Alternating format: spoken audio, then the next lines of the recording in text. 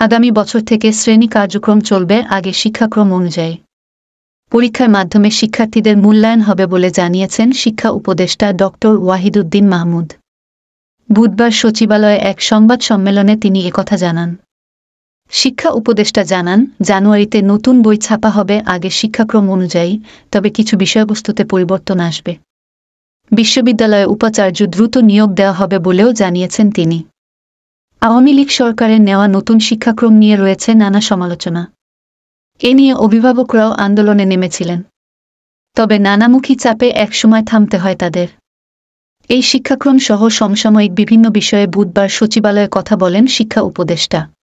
তিনি জানান, আগামী বছরে বই ছাপা হবে পুরনো শিক্ষাক্রম অনুযায়ী, তবে বইয়ের কিছু বিষয়বস্তুতে পরিবর্তন আসবে। পরীক্ষার মাধ্যমে হবে মূল্যায়ন।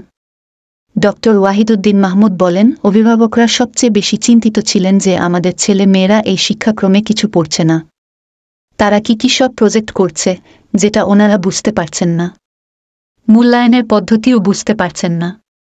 আমি বইগুলো সব দেখেছি। উপদেষ্টা জানান, সরকারি বিশ্ববিদ্যালয়ে উপাচার্য নিয়োগ হবেন দ্রুত। একই সঙ্গে স্কুল কলেজের প্রধানকে জোর করে সরিয়ে দেয়াকে দৃষ্টিকটু বলছেন তিনি। তার মতে, কারো বিরুদ্ধে অভিযোগ থাকলে আইন অনুযায়ী ব্যবস্থা হবে।